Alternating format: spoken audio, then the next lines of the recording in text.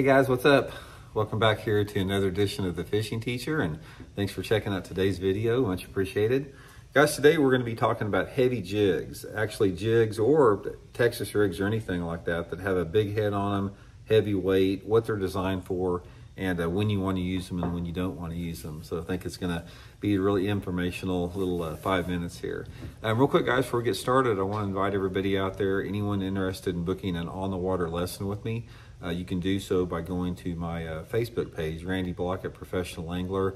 Shoot me a private message. I usually do my lessons here at Table Rock Lake in Missouri or Stockton Lake. And if you're interested in that, just shoot me a private message and I'll give you the info for that. Okay guys, heavy jigs. This one right here, what I consider heavy for the most part are 3/4 and 1 ounce jigs. This is a 3/4 ounce Blockett old school jig here. So the 3/4 and 1 ounce models are the two that I am referring to specifically in this video. Now, what I want to talk about is the situations when a heavy jig is really productive more than anything else.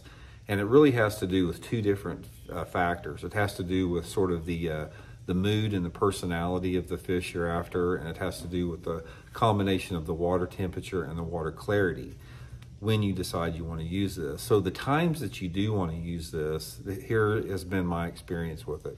Number one is if you're fishing like really clear water. Say if the water visibility you have is, say over 6 foot in clarity. A lot of times you want this bait to get to the bottom really quick, because in clear water, unless the water is really deep and the fish are suspended, those fish like to tuck down onto the bottom in a little bit deeper water, and having this jig have the ability to get down to the bottom really quick is critical, because that's where the fish are going to be. And in correlation with that would be the water temperature.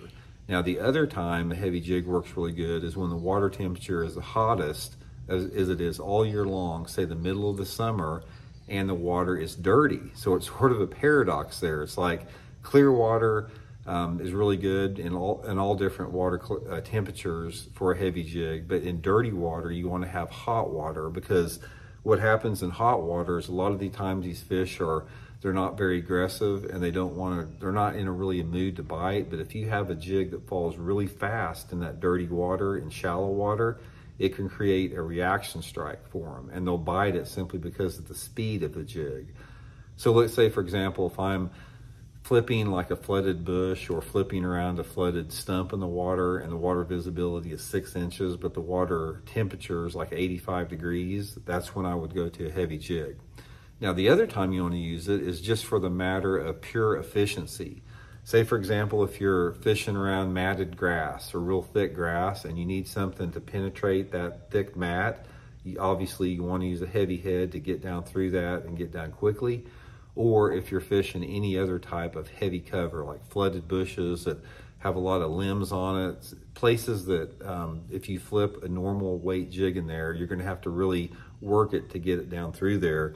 If you go to a heavier head, it's simply more efficient. You can pitch it or cast it into the middle of that thickest cover, and it goes right to the bottom in the strike zone. And finally, the time to use a heavy jig is in an extremely windy situation. If you're fishing and the winds are blowing like 20 or 25 miles an hour, regardless of what type of cover you're fishing, it could be rock or docks or whatever, it's always better to go to a heavy jig, because simply the wind is going to blow a lighter jig around. And when they blow that lighter jig around, your line's going to drift with it, and your bait's not going to fall accurately where it needs to be. So if the wind is blowing super hard, a lot of times I'll put the 3/4 or the 1 ounce jig up.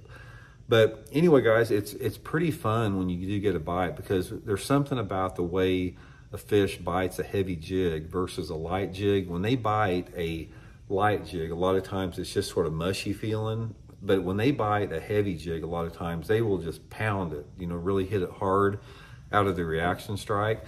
So that's basically, guys, that's what you need to remember, just in a basic little synopsis here.